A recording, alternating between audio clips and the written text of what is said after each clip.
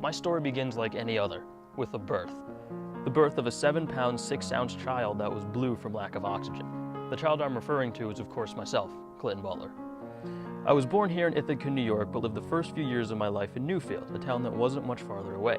I went to a Catholic school, which was about as much fun as you'd expect it to be, and like many other kids, I tried pretty much every sport.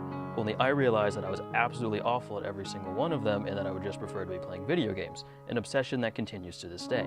The only good thing about living here as a kid was the winters, where as often as I could, I would go out and sled for hours and hours, and it was the most fun I've ever had. When I was about to go into 3rd grade, my family moved to Trumansburg, New York, where I stayed until I graduated.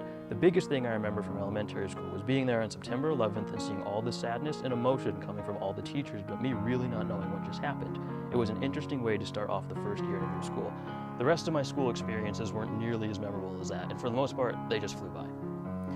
High school was by far my favorite 4 years. They were the years where I met all the people who still mean a lot to me, where I met the teachers who I still talk to today, and where I first discovered my love of movies, which I then decided to make my major in school. And of course, those were the years of my first real relationships, most of which ended in disaster, but they did help make me who I am today, so I can't complain. Those years helped me develop my passion for what I want to do for hopefully the rest of my life, and after graduation, I tried to make the best of my last real summer with my friends. The worst part about going to college nearby is having everyone else leave you behind, but it's all part of the process. I now attend Ithaca College, one of the best communication schools around, and I've already had great classes and great professors who all want what's best for me. I've also met some great and talented people who have already taught me so many great new things, and I can't wait to work with them more.